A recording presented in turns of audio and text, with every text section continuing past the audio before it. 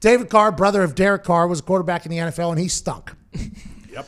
He threw the max amount of touchdowns he threw, I think, was 16 in 1 year. The most amount of interceptions he threw was like 13 or something like that. His QBR was trash, and I think he got sacked 76 times. 79 times his rookie year. Yeah, so, I mean, David Carr obviously was never in a great situation. I think that's what those sack numbers can tell you and things like that. But he gets onto television, and just like some of these guys, they forget how bad they were, and they forget how hard it is to play in the NFL. I think that's something that when you watch players talk on TV, I think they forget about how hard it is to make it to the NFL and how hard it is to be productive in the NFL. Because there's a lot of people who have a miscalculation on their potential clout or reputation as football players. And I think David Carr is one of those guys who doesn't have a lot of self-awareness on how he's thought about as his playing career.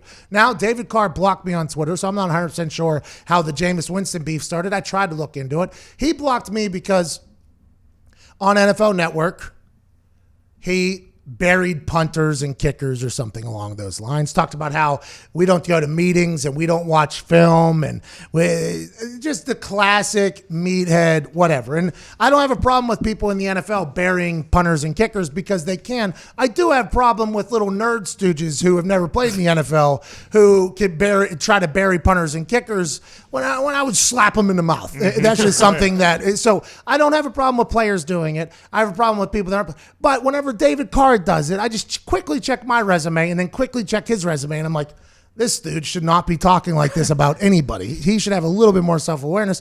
So I went ahead and I screenshotted a stat line of his, and I assume it was one of him being bad.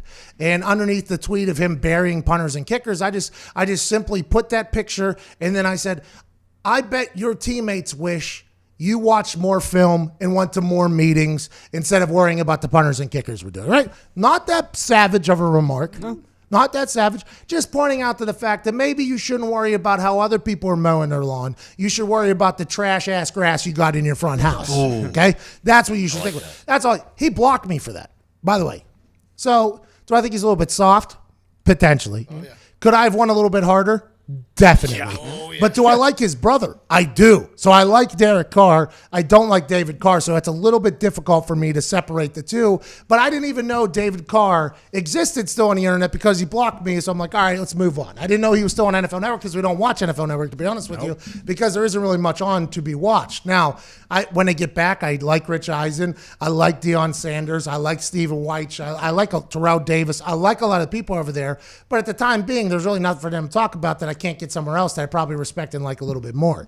So he said about Jameis Winston's new workout video where he is in a gym and he's dodging this big ass, I think it's a boxing, I don't know what I think you're supposed to punch it for boxing.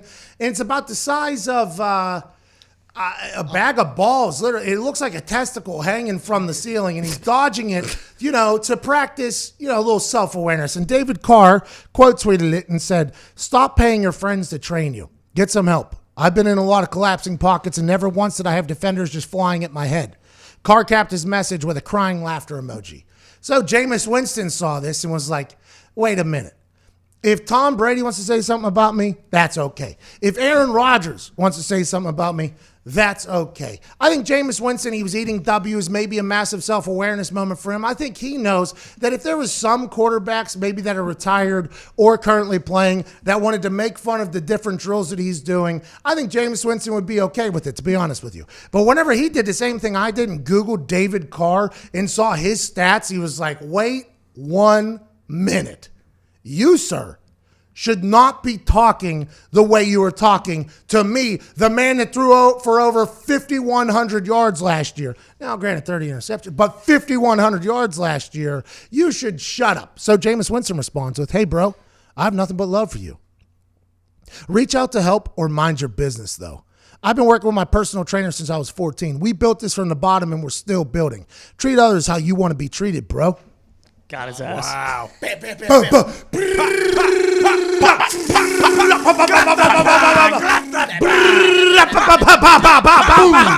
Boom. Jameis Winston murdered him. Oh, yeah. Hey, burial. Body bag. Get the hearse. Carry David Carr's ass out in it. Maybe take the roof off. top back on that hearse so everybody can see David Carr's pretty face floating down the Twitter road while he got buried by Jameis Winston. The beatdown. Oh, man. Flip back. Hey, reach out to help or shut up. Hey. I like that Jameis Winston's battling with David Carr because in the end, they're probably going to be remembered for the same exact thing.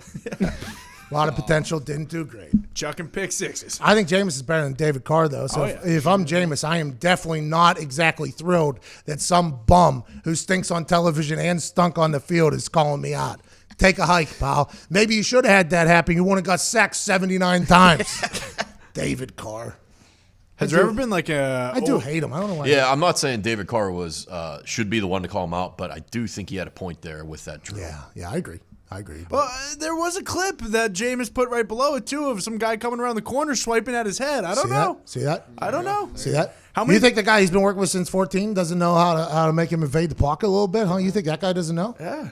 I don't know. I just think maybe if he wasn't worried so much about that rush, maybe we get those interception numbers down a little bit. Worried about the rush? What are you talking about? You have to be worried about the rush. It's called pocket presence. Ever heard of it? Yeah, a lot of guys kind of just feel it out, though. If you watch that, he's looking directly at that. Oh, so you giant think thing. those guys don't do drills to figure out pocket presence? Oh, they definitely do. I don't think they do that drill. Oh, you're talking about the drill that Ben was doing where they were throwing bags at him and there he you was go. just eating them. And There you go. Look at that. I mean, that's one way to handle it. There are a lot of drills that they do, obviously, but normally eyes are downfield. That is kind of it's like whenever you're running ladders, they always tell you eyes up or whatever, and it's like how. I always said that every strength and conditioning coach they would have us do it. And by the way, my icky shuffle. Hey. Oh! Get the ladder! Get the ladder! You know, my icky shuffle is legit. I used to slaughter the icky shuffle. 1 out, 2 in, 1 out, 2 in, 1 out. Used to crush it. The only one I could do. Whenever they would make us do like the side hop thing, and they're always like, keep your eyes up. I'm like, well, this thing's about to get slaughtered. And lo and behold, 3 things in, wham, it's crushed. But quarterbacks, everything's like, keep your eyes downfield or whatever.